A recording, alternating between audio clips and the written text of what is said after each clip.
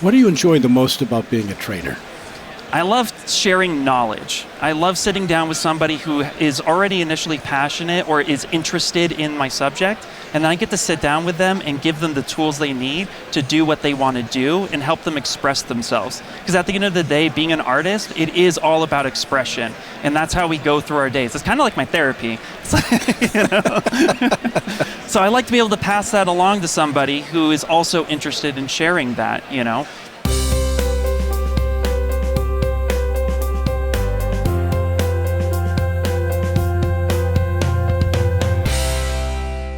Maxon is a software company that provides creative tools for artists like myself and others to actually be able to do their job to completion without having to jump through a bunch of hoops. You describe yourself as an artist. What does that mean? So I'm a digital sculptor. I've been sculpting for 11 years, and I used to work at companies like Funko and Coach.com before I joined Maxon, where now I actually teach the application ZBrush, which is what helps me use my job. Now let's pretend I really don't have a clue, which is the way I live most of my life. What is a digital sculptor? So a digital sculptor is somebody who actually creates characters, environments, or props, and we'll do that for games, films, jewelry, animation, or anything else that needs to be done. Well, what's the difference between whatever that is and just simply drawing a picture of a dragon? Okay, so drawing a picture of a dragon is a 2D element, so you only get one perspective of whatever that drawing is. 3D, you actually get all perspectives of it. So I'm actually making a 3D model, but I'm doing it with a sculptor's method, meaning I'm applying clay or digital clay to my model, and then I'm subtracting it and refining it to make it look like what it is. It could be used for 3D printing, it could be used for game assets. It's just you get the whole perspective of it, so you get a full 3D view. Now, you say a sculptor model. Yep. Explain that to me. So ZBrush is pretty much like point system, so you're able to actually like carve into it, but it is actually an application that responds very much like you would imagine clay like on my hand. So if I just put clay here and then I use tools to carve out to it, it's the same principle, it's just we're doing it on a computer. You can tell that I don't do that as a real living, but that is so cool. I'll have to show you, it's really awesome. So what have you got that's new? What's Maxon up to? So the latest thing is ZBrush for iPad. So ZBrush is the #1 sculpting application that is pretty much used around the world.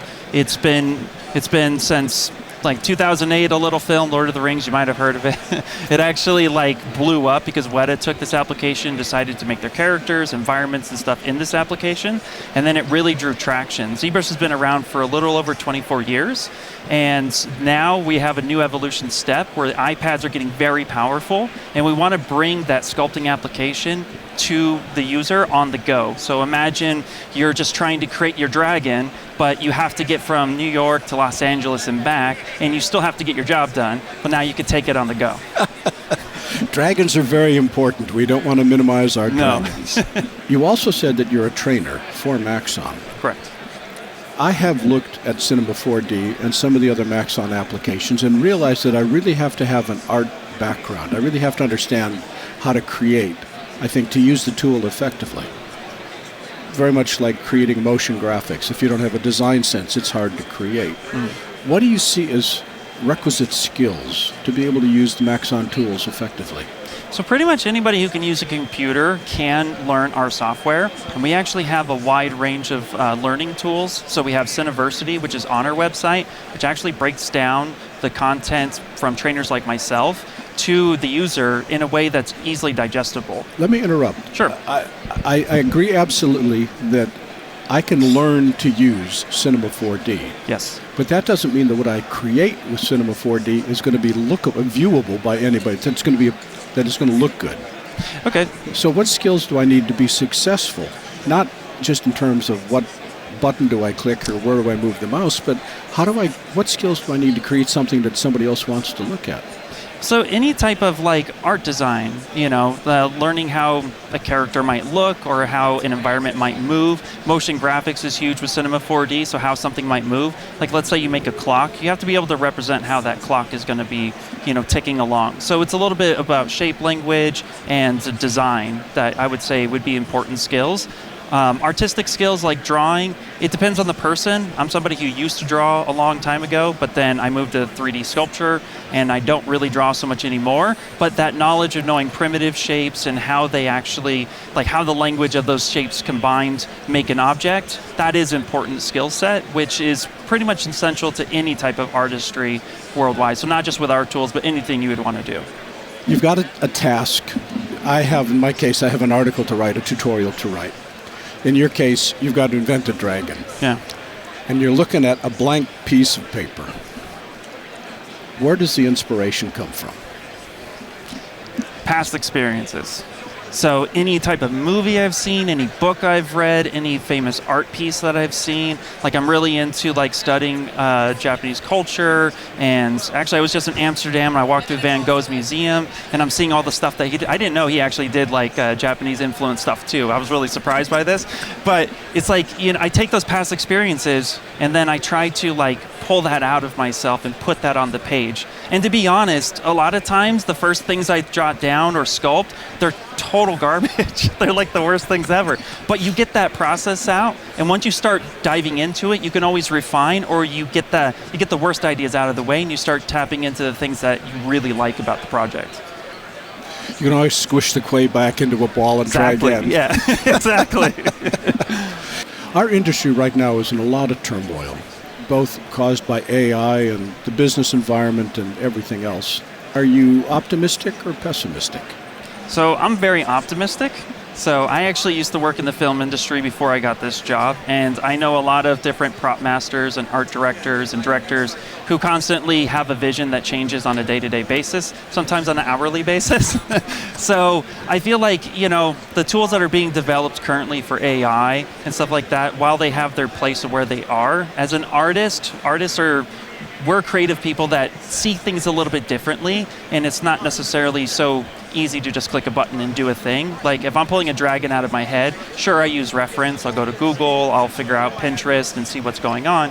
But at the end of the day, if I'm told to create something original and unique, I need to be able to then take my knowledge and turn around and try to apply it and make something new, not just combine certain aspects together. So as an artist myself, I feel like you're going to see a lot of samey type imagery with AI. With the human experience, we actually bring in the stories to our creations. So there's a little bit more soul and passion behind it, and I just don't get that sense from AI.